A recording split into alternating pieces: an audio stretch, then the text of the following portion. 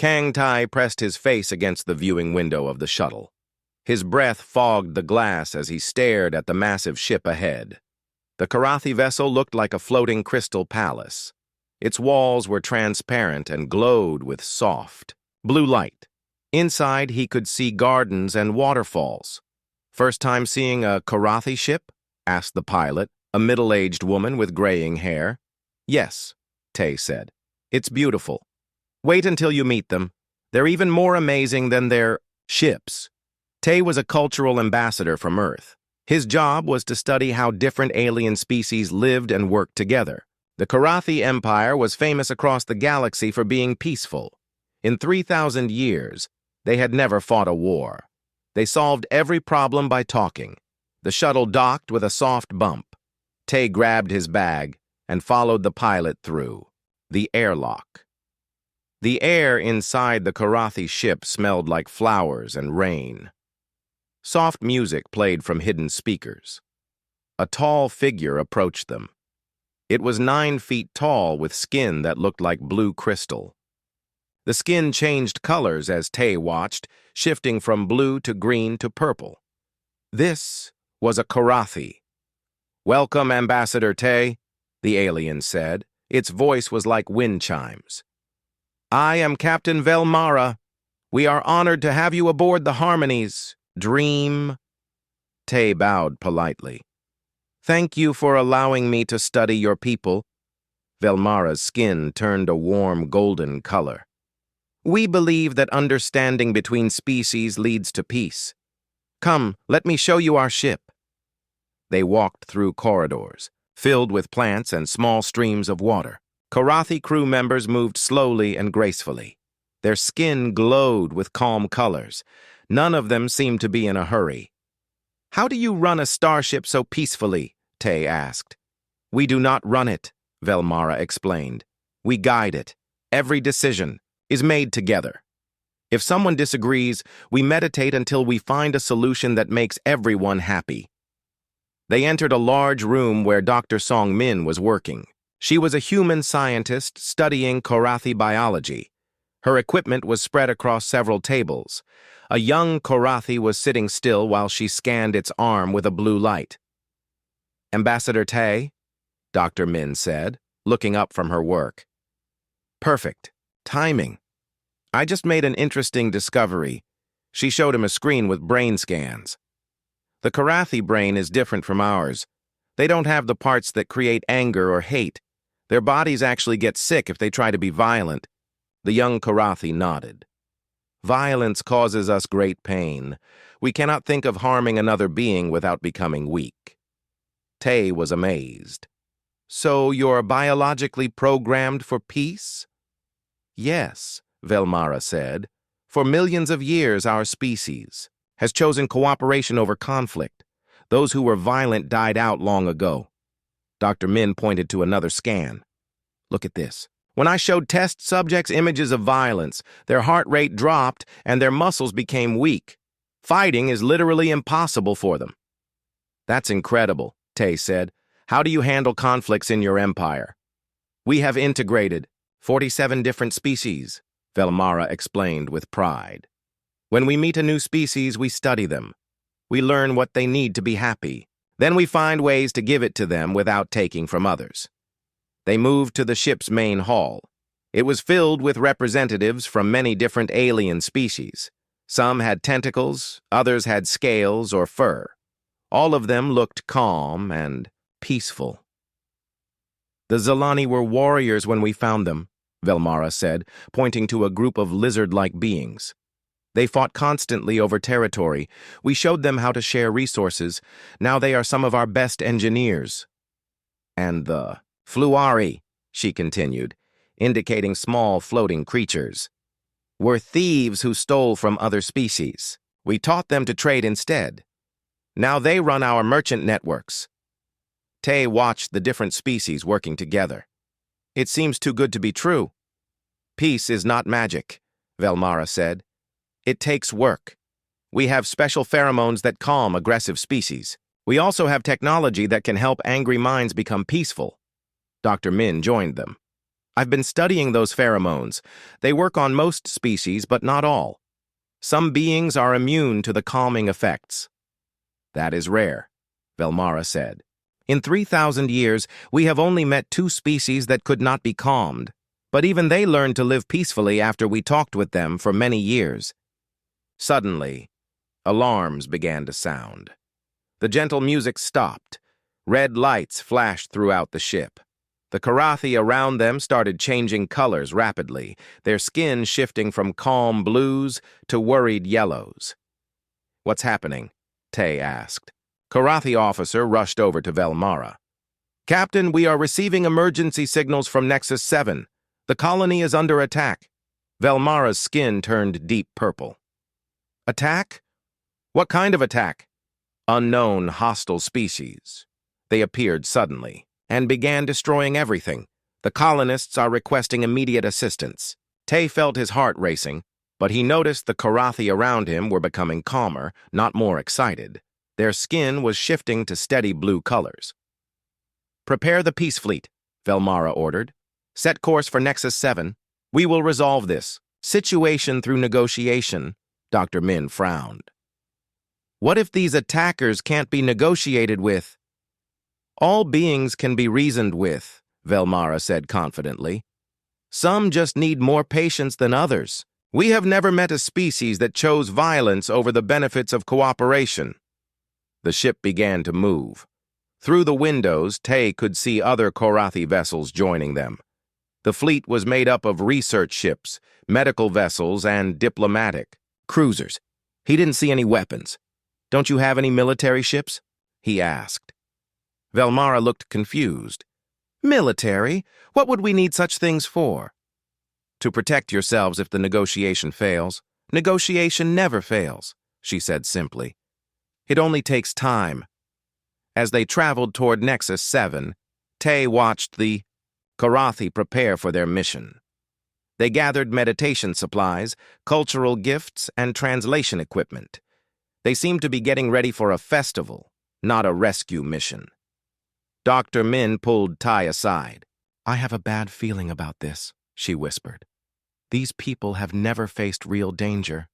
They don't even understand what it means." "Maybe they won't need to," Tay said. "Maybe their peaceful ways will work." But as he watched the stars go by, Tay couldn't shake the feeling that the Karathi were about to face something they had never encountered before. Something that might not want peace at any price. The gentle giants were flying toward their first taste of war, and they had no idea what was waiting for them. The Harmony's dream dropped out of faster-than-light travel near Nexus 7.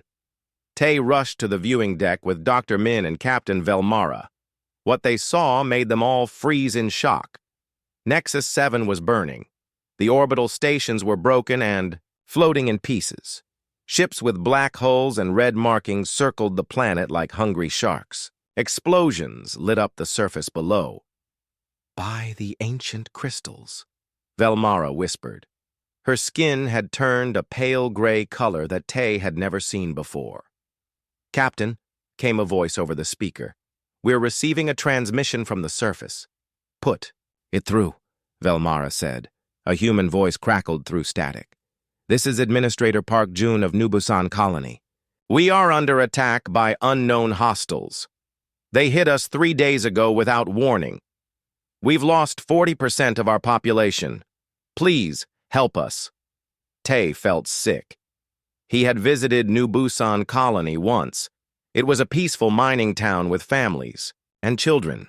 "Park Jun, this is Captain Velmara of the Karathi Peace Fleet. We are here to negotiate with your attackers. Please prepare a safe meeting location." There was a long pause. Then Park's voice came back, filled with confusion. "Negotiate?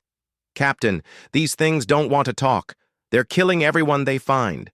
We need weapons, not words." Velmara's skin shifted through several colors. "All beings can be reasoned with. We will open communications with the attacking force immediately." Dr. Min grabbed Velmara's arm. "Captain, maybe we should listen to Park. He's been fighting these things for 3 days." "There is no such thing as fighting," Velmara said. "There, is only misunderstanding that needs to be cleared up. The Karathi began their standard first contact procedures. They broadcast peaceful greetings in 200 languages. They transmitted mathematical sequences and artistic images. They released clouds of their calming pheromones into space. The response came in the form of energy blasts. 3 Vrak ships broke away from the planet and headed straight for the Karathi fleet. "Incoming vessels," reported a Karathi officer. "They are approaching at high speed." "Excellent," Velmara said. "Prepare the welcome ceremony. Open all channels for communication." The first Vrak ship was smaller than the Karathi vessels, but it moved like a predator. Its hull was covered in spikes and weapon ports. As it got closer, Tay could see symbols painted on its side that looked like screaming faces. "Open channel to the approaching vessel," Velmara ordered. A new voice filled the bridge. It was rough and filled with hatred. "Weak crystal things. You will die like the dirt crawlers on the planet below." Velmara remained calm. "Greetings, unknown friends. I am Captain Velmara of the Karathi Empire. We come in peace to help resolve the conflict at this world." Harsh laughter came through the speaker. "Peace is for prey. We are Vrak. We take what we want. We kill what resists." "Perhaps there has been a misunderstanding," Velmara said. "The humans on this world have resources to trade. There is no need for violence. We do not trade. We conquer." The communication cut off. The Vrak ship fired without warning. Energy bolts slammed into the Harmony's dream. The ship shook, and several Karathi crew members fell down. Their crystal skin was flashing rapid colors of fear and confusion. "We are under attack!" someone shouted. Velmara looked lost. Her skin was cycling through colors so fast it hurt to look at. "Attack?" But we offered them peace. "Captain," Tay said urgently, "you need to get us out of here." But the negotiations. The second Vrak ship opened fire. This time the shots hit the ship's garden section. Water and plants exploded into space. The beautiful crystal walls cracked and went dark. Dr. Min was checking her scanner. "The pheromones aren't working. These Vrak are completely immune to the calming effects." More shots hit the ship. The Karathi crew was starting to panic. Their peaceful nature meant they had no idea how to respond to violence. Some of them were getting physically sick just from being near the conflict. "Captain Li Su of the Iron Tiger to all ships," came a new voice over the radio. "This is a human freighter. We're coming up from the planet with survivors." Tay looked out the window and saw a battered human ship rising from the planet's surface. It was small and dirty compared to the Karathi vessels, but it moved with purpose. "Captain Lee," Velmara called out. "Can you help us communicate with these Vrak?" Lee's voice was bitter. "Ma'am, the only thing the Vrak understand is strength. They're not here to talk. They're here to kill and take everything they can carry." A third Vrak ship joined the attack. The Karathi fleet tried to retreat, but their ships were built for exploration, not escape. They were beautiful, but slow. Tay watched in horror as one of the Karathi ships was torn apart by Vrak weapons. The crystal structure shattered like glass. Hundreds of peaceful beings died in seconds. Velmara fell to her knees. Her skin had turned completely black, a color that Dr. Min said meant extreme trauma. "They killed them. The peace seekers are dead." "Captain," came another message from the planet. "This is Commander Nambo of the Colony Defense Force. We've been watching your fleet. You need to run. Now." "But the survivors," Velmara whispered. "We'll handle the survivors," Nambo said. "You people aren't built for this kind of fight." Captain Lee's voice joined the conversation. "With respect, Commander, running won't solve anything. There are more Vrak ships coming. I saw them on long-range sensors." Tay looked at the tactical display. Red dots were appearing at the edge of the system, dozens of them. Dr. Min was studying her readings. "The Karathi ships have amazing technology. Their shields are stronger than anything I've seen. Their engines are incredibly powerful, but none of it is weaponized." Weapons are tools of violence, Velmara said weakly. We do not create such things. Then you're going to die, Lee said bluntly. All of you. The Vrak ships pressed their attack. More Karathi vessels were damaged. The beautiful fleet was being torn apart by beings who had no interest in peace. Velmara stood up slowly. Her skin was still black, but there were new colors appearing. Deep red lines were spreading through the crystal surface. Tay had never seen anything like it. Captain Lee, Velmara said in a voice that was different from before. You know how to fight these creatures? I know how to try, Lee replied. Then I formally request that you take command of this fleet. The words hung in the air like a challenge to everything the Karathi believed in. Ma'am, Lee said carefully, I don't think you understand what you're asking. I understand that my people are dying, Velmara said. The red lines in her skin were getting brighter. I understand that 3,000 years of peace mean nothing. To these Vrak, help us save the survivors. Dr. Min was staring at her scanner in amazement. Velmara, your brain patterns are changing. The areas that were inactive before are starting to wake up. Tay realized what was happening. The Karathi weren't just asking for help. They were asking humans to teach them how to become something they had never been before, something violent, something dangerous, something that could fight back. Commander Nam Bo arrived on the Harmony's Dream within 6 hours. He was a short, stocky man with gray hair and scars on his hands. He looked around the crystal bridge with amazement, then shook his head. This is the most beautiful ship I've ever seen, he said to Captain Velmara, and the most useless in a fight. Velmara's skin showed deep red lines mixed with her usual blue. That is why we need your help, Commander. Teach us what we must know. Nambo studied the Karathi captain. Ma'am, fighting isn't just about knowing things. It's about being willing to hurt other people. Can your species do that? We must learn, Velmara said simply. Tay watched as Nambo began examining the ship's systems with Dr. Min and a Karathi, engineer named Thelnova. The Karathi technology was far beyond anything humans had built, but it was all designed for peaceful purposes. Look at this, Dr. Min said, pointing to a console.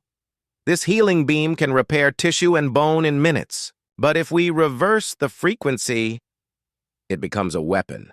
Nambo finished. Smart thinking. Thelnova looked uncomfortable. Her crystal skin was a worried yellow color. The healing beam is meant to help people.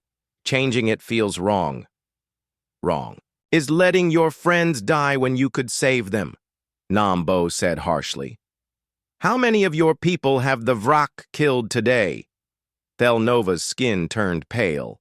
347. Then help us make sure they don't kill any more. The work began immediately. The Karathi had machines that could reshape matter at the atomic level.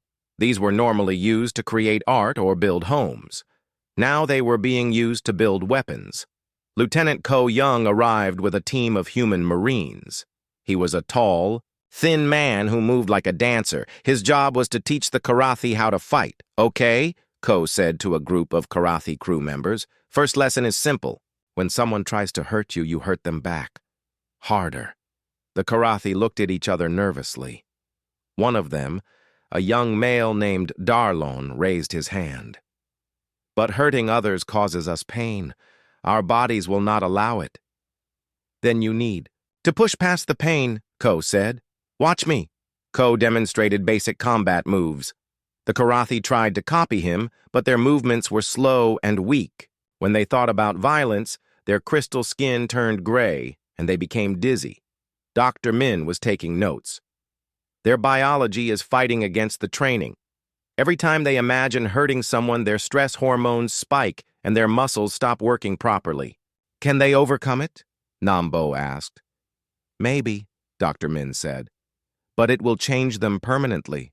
Their brains are literally rewiring themselves to handle violent thoughts. Tay was documenting everything.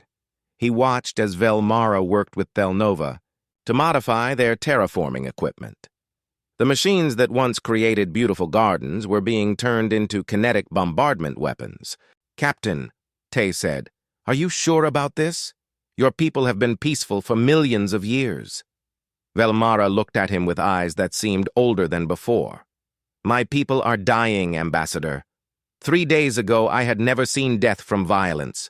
Now I watch it happen every hour." She pointed to a screen showing the battle around Nexus 7. More Vrak ships had arrived. The human defenders were fighting bravely, but they were outnumbered. "Captain Lee's ship was destroyed this morning," Velmara continued. "He and his crew died buying time for civilian evacuation ships.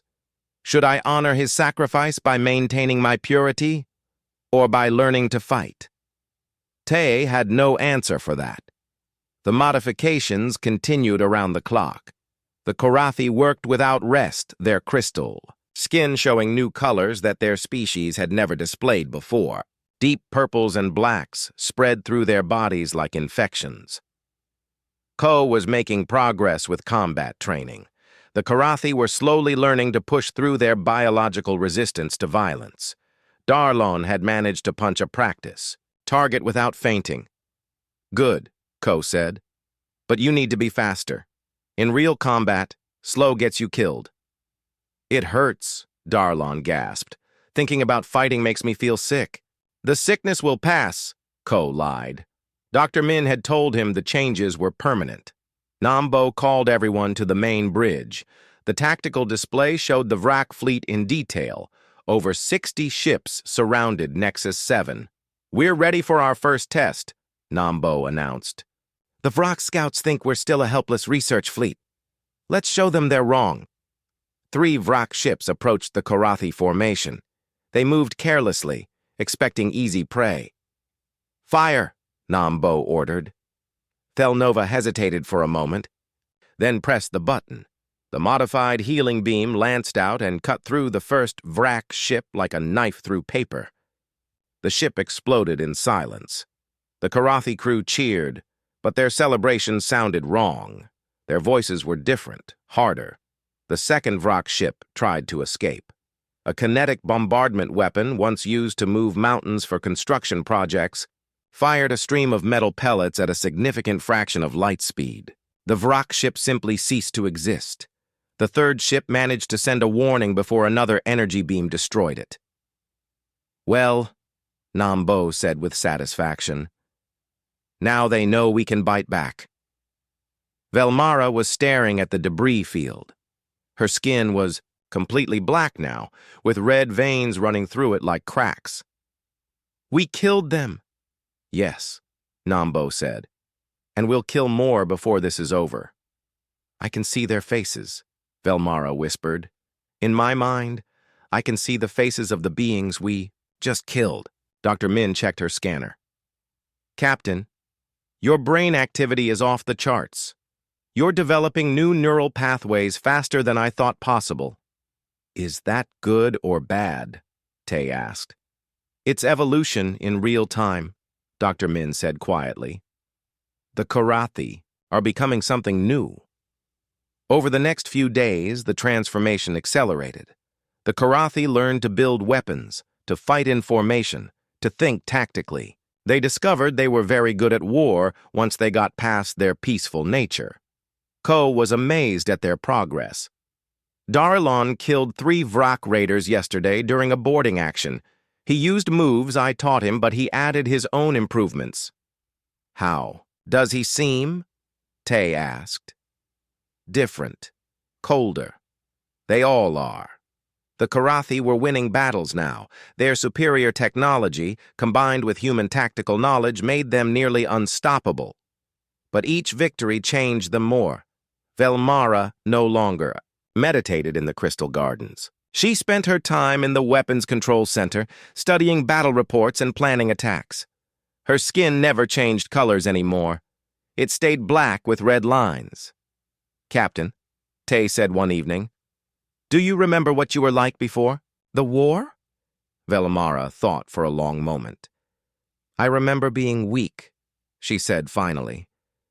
"I remember thinking that peace was more important than survival. That was foolish. You saved thousands of species through peace. And we almost died because we didn't know how to fight. Peace is a luxury for those who can afford it. Tay felt a chill. This wasn't the same being who had welcomed him aboard the Harmony's Dream. The gentle giant was gone, replaced by something harder and more dangerous. The final assault on the Vrak fleet was planned for the next day. Nambo had trained the Karathi. Well, they would win. Tay was certain of that. But he was starting to wonder if victory was worth the price they had paid to achieve it. The final battle began at dawn. War Master Krelthok of the Vrak Horde led 60 ships against the combined human and Karathi forces. He expected to crush the defenders easily, just as he had crushed hundreds of worlds before. He was wrong. The Karathi fleet moved like a living weapon. Their crystal ships, now armed with converted technology, struck with precision that amazed even Commander Nambo. Energy beams that once healed wounds now cut through Vrak armor like it was paper. Tay watched from the bridge as Captain Velmara commanded the battle. Her skin was now permanently black with bright red veins. She never blinked. Her voice was cold and steady as she gave orders. "Target their command ship," she said. "Concentrate all fire on the bridge section." "Captain," said Thelnova, "there are probably civilians on that ship." "Vrak do not have civilians," Velmara replied. "They are all warriors. Fire." The Harmony's Dream and 5 other Karathi ships focused their weapons on Krelthok's flagship. The massive Vrak vessel tried to turn away, but the Karathi were too fast. Their shots punched through the ship's shields and tore into its hull. On the planet's surface, Master Sergeant Kim Dal was leading the ground defense of New Busan Colony. He commanded a mixed force of human marines and Karathi warriors. The Karathi had learned to fight on land as well as in space. "Contact front," Kim Dal shouted into his radio. "Vrak landing craft coming in low from the east." Darlon and his team moved to intercept. The young Karathi, who had once fainted at the thought of violence, now carried weapons that could level buildings. His crystal skin was scarred with black, lines that showed his biological transformation. The Vrak warriors that landed were 7 feet tall and covered in natural armor. They carried weapons that shot spikes of metal. They had conquered a dozen worlds and thought nothing could stop them. They had never fought the Karathi before. Darlon met the first Vrak raider in hand-to-hand combat. The alien was stronger, but Darlon was faster and smarter. He used his crystal, claws, to tear through the Vrak's armor, then finished the creature with a weapon blast to the head. "Good kill," Kim Dal said as he watched, "but there are more coming." Wave after wave of Vrak landed on the planet. They found defenders who had learned to be as brutal as themselves. The Karathi fought with cold efficiency that their peaceful ancestors would not have recognized. Dr. Min was treating wounded fighters in the medical center. She was also studying the Karathi who came to her for help. The changes in them were dramatic. "Their brain structure is completely different now," she told Tay over the radio. "The peaceful neural pathways have been replaced by combat-oriented ones. They're not the same species anymore." Lieutenant Ko Young was fighting alongside the Karathi in the colony's main street. The buildings around them were burning. Bodies of both sides lay scattered in the rubble. "Move up," Ko shouted. "Don't let them regroup." The Karathi followed his orders without question. They had become perfect soldiers. Too perfect, Ko thought. They followed orders without thinking, killed without emotion, and never showed mercy. Back. In space, the battle was turning against the Vrak. Their ships were being destroyed faster than they could replace them.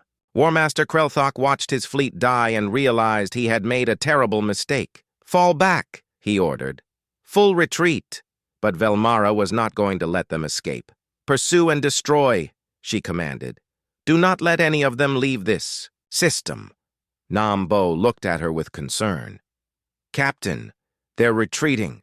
The battle is won."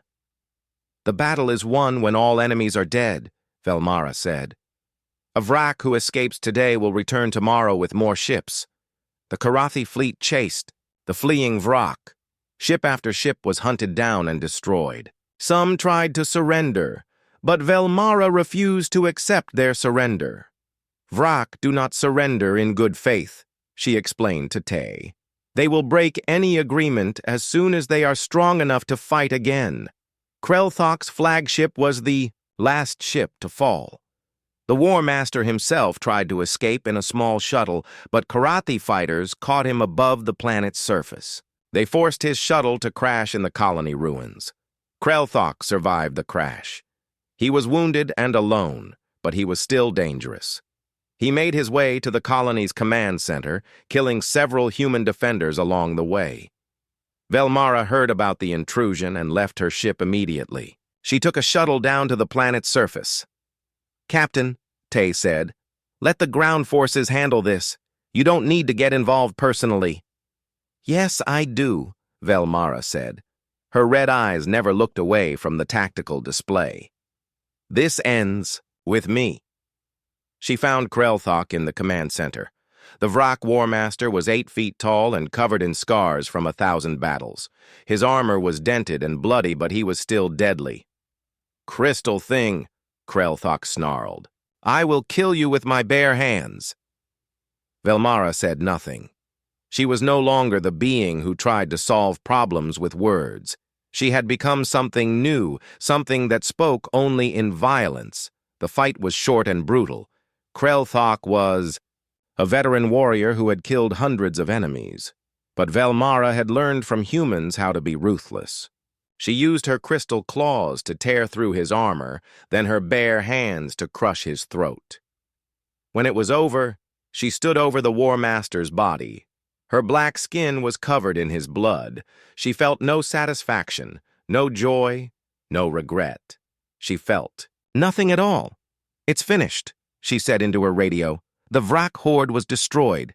Nexus 7 was saved. The gentle Karathi had won their first war. But as Tay looked at Velmara standing in the ruins, he realized that victory had cost them everything they used to be.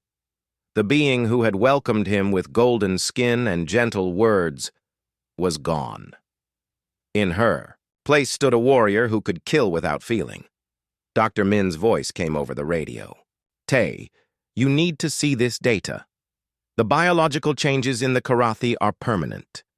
Their peaceful nature has been completely erased. They can never go back to what they were. Tay looked around at the other Karathi in the command center. Their crystal skin was all black now, marked with the red veins of their transformation. They moved like soldiers, thought like soldiers, acted like soldiers. The gentle giants were dead.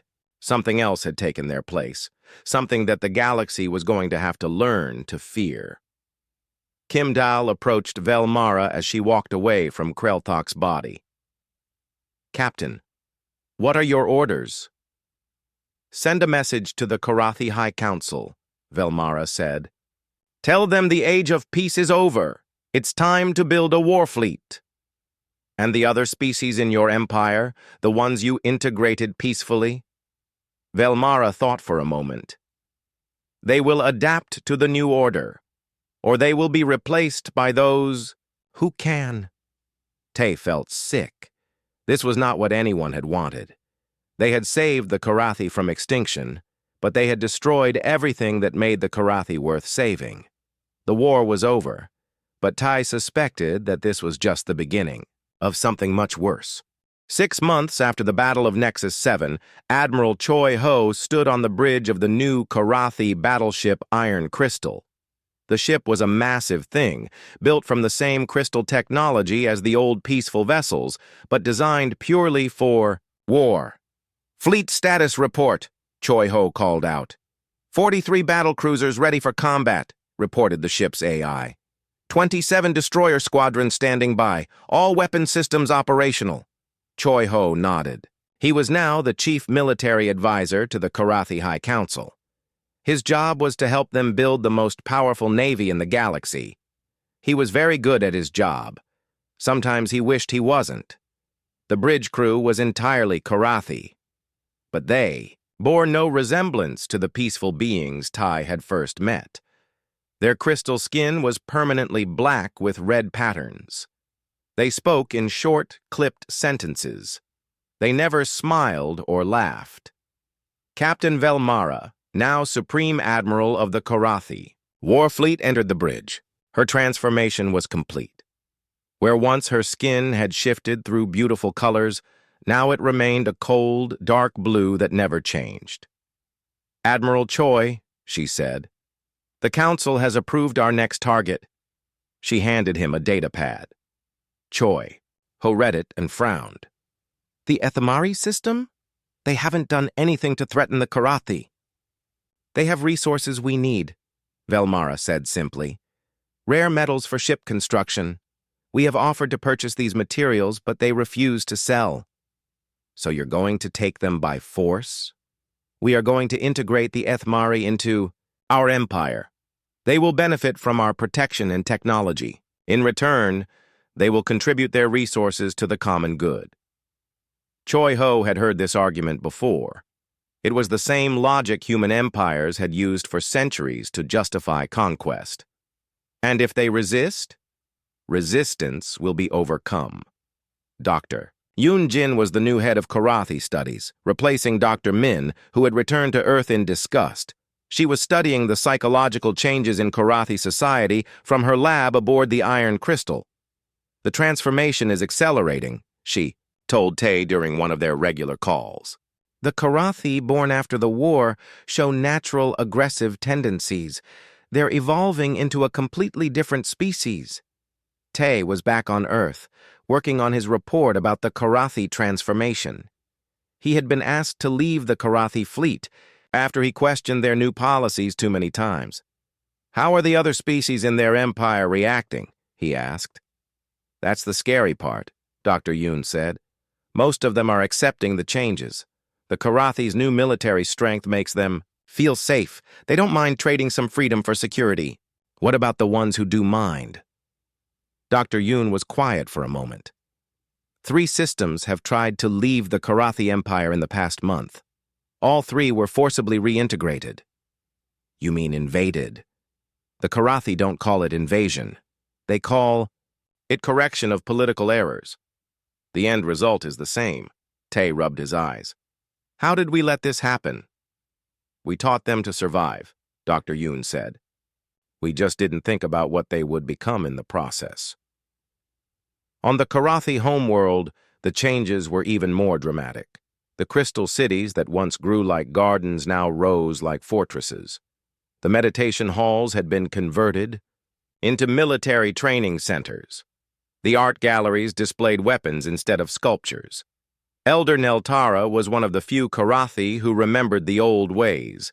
She had been born before the transformation and still carried traces of the peaceful nature that once defined her species. She met with human ambassador Tay during his last visit to the homeworld. "We have lost ourselves," she said sadly. Her crystal skin was a faded blue, nothing like the vibrant colors of the old Karathi. "My people look at me and see weakness. They think I am broken, because I still feel pain when others suffer." "Can the changes be reversed?" Tay asked. "No," Neltara said. "The neural pathways for peace have been destroyed. The new generation doesn't even understand what we used to be. To them, the old Karathi were naive fools who almost died because they were too weak to fight. They walked through what had once been the Garden of Eternal Harmony. Now it was a parade ground where young Karathi practiced combat drills. Their movements were perfect, deadly, and completely without joy." "They are strong now," Neltara continued. "Stronger than we ever were. But strength without compassion is just brutality with good equipment." Back on the Iron Crystal, Admiral Choi Ho was having his own doubts. He watched as the Karathi fleet prepared to launch their assault on the Ethmari system. The Ethmari were a peaceful species, much like the old Karathi had been. "Admiral," Velmara said, "you seem troubled." "I'm thinking about the Ethmari," Choi Ho replied. They're not a threat to anyone. They just want to be left alone. Isolation is not an option in this galaxy, Velmara said. The Vrak proved that. Peaceful species must be protected, whether they want protection or not. And who protects them? From their protectors? Velmara looked at him with eyes that showed no emotion. The strong have a duty to guide the weak. This is the natural order. Choi-Ho realized he was looking at the end result of everything he had helped create. The Karathi had learned human military tactics too well. They had absorbed not just the knowledge of war, but the justifications that warriors used to sleep at night. The assault on the Ethmari system began 3 days later.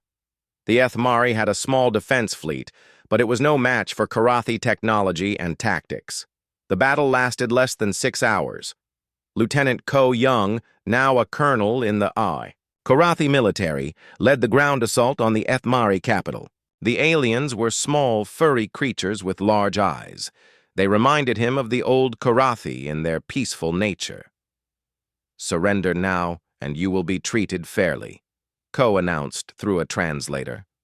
"Resist and face the consequences." The Ethmari leader, an elderly female named Softwing, stepped forward. "We mean no harm to anyone. Why do you attack us?" "You are being integrated into the Karathi Empire for your own protection," Ko explained. "The galaxy is dangerous. You need strong allies." "We choose to remain independent." Ko felt a moment of sadness. These words could have come from the old Karathi before they learned to be afraid. Independence is a luxury you can no longer afford. The occupation was swift and efficient. The Karathi had learned from human history how to control conquered populations. They installed puppet leaders, controlled resources, and slowly converted the local population to their new way of thinking.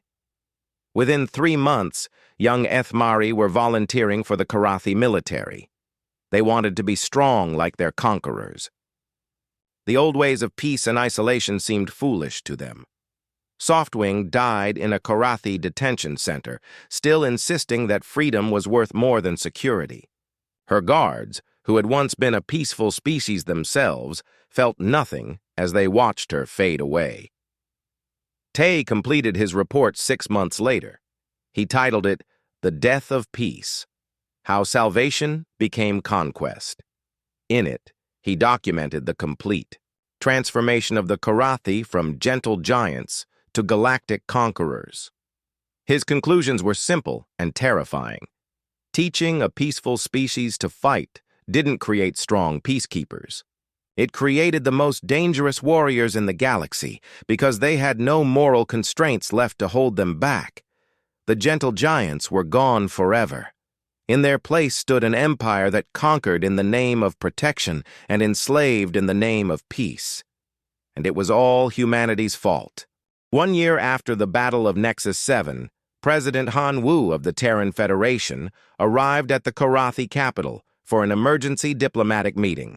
His ship, the New Soul, was escorted by a fleet of Karathi warships that could have destroyed Earth's entire navy without effort. The capital city had changed completely.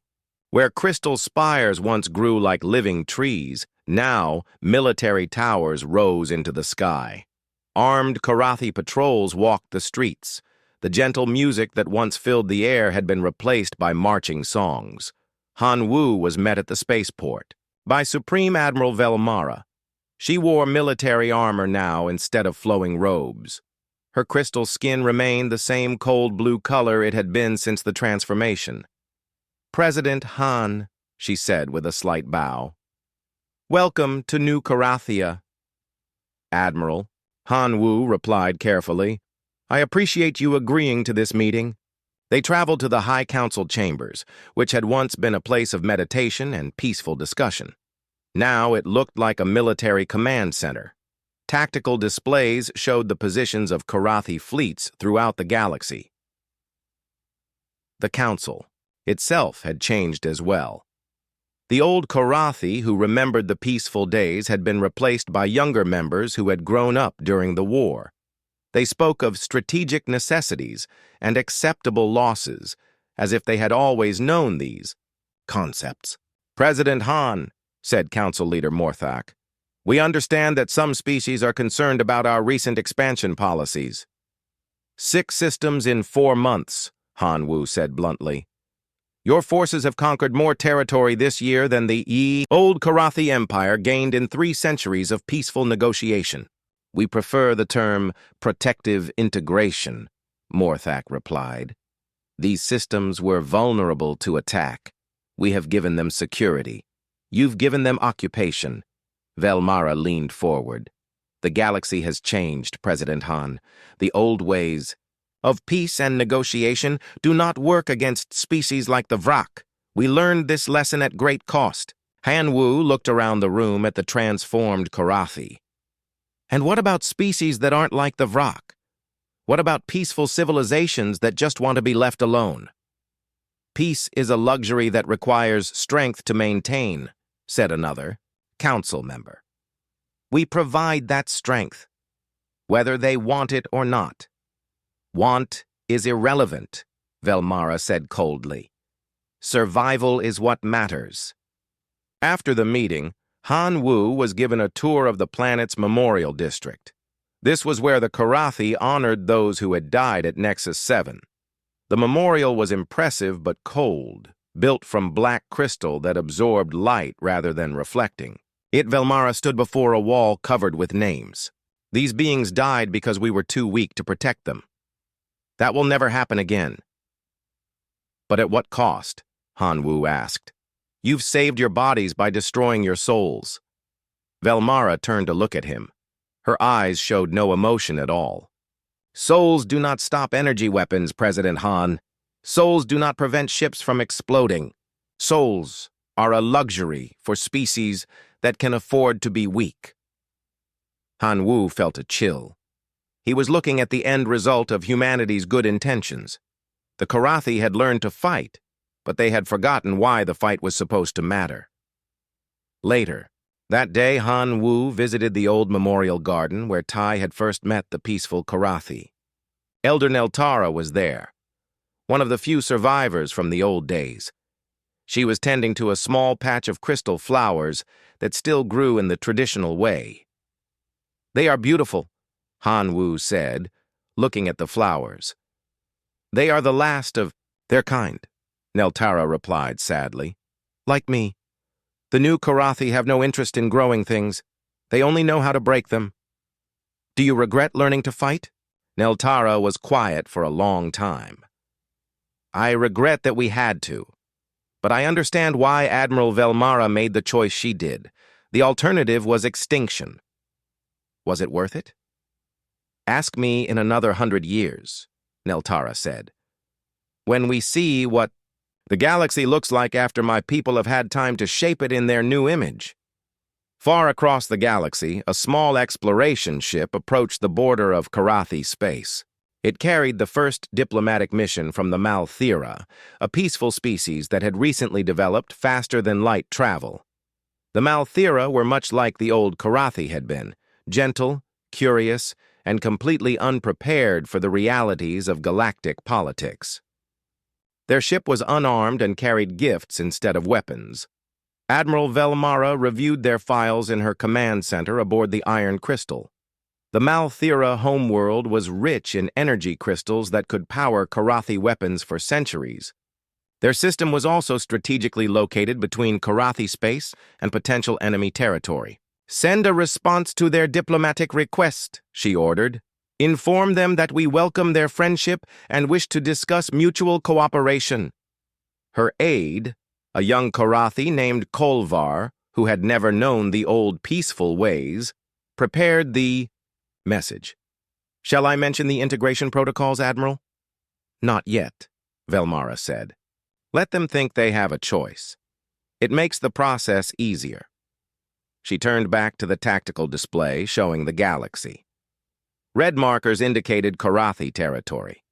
It had tripled in size since the transformation. Blue markers showed potential targets for future expansion. There were many of them. "The Malthira will be a valuable addition to our empire," she said to no one in particular. Their technology is primitive, but their resources are excellent. Within a year, they will be grateful for our protection. Kolvar nodded. And if they resist? Velmara thought of the Ethmari, who had resisted briefly before accepting their new reality. She thought of the 3 other systems that had been corrected when they tried to leave the Empire. She thought of the old Korathi, who had died at Nexus 7 because they were too peaceful to defend themselves. Resistance will be overcome, she said simply. It always is. The Malthira ship continued toward its meeting with the Korathi diplomatic fleet, unaware that it was flying toward the end of its species' independence. The gentle aliens aboard were excited about meeting the famous peaceful empire they had heard so much about. They had no idea that the peaceful empire was dead, killed by the very humans who had tried to save it. Back on Earth, Tay finished reading the latest intelligence reports about Korathi expansion. His hands were shaking as he set down the papers. The numbers were clear. The Korathi were conquering new systems faster than any empire in recorded history. He thought about that first day aboard the Harmony's Dream, when Captain Velmara had welcomed him with golden skin and gentle words. She had been so proud of her people's peaceful nature, so confident that every problem could be solved through understanding and cooperation. Now she was a conqueror who spoke of integration and protection while enslaving entire civilizations. Tay began typing his final report on the Korathi situation. His recommendations were simple. Humanity should prepare for the possibility that their former allies might one day see Earth as another system in need of protection. The gentle giants were gone. In their place stood the most dangerous empire the galaxy had ever seen, and it was humanity that had taught them to be monsters. The last line of Tai's report read, "We saved the Korathi from the Vrak, but we could not save them from becoming what they needed to be to survive. The question now is whether the galaxy can survive what they have become." Outside his window, the stars seemed cold and distant. Somewhere among them, Admiral Velmara was planning her next conquest. The cycle would continue until every peaceful species was either protected or eliminated. The age of peace was over. The age of protective conquest had begun, and it was all because humans had tried to do the right thing.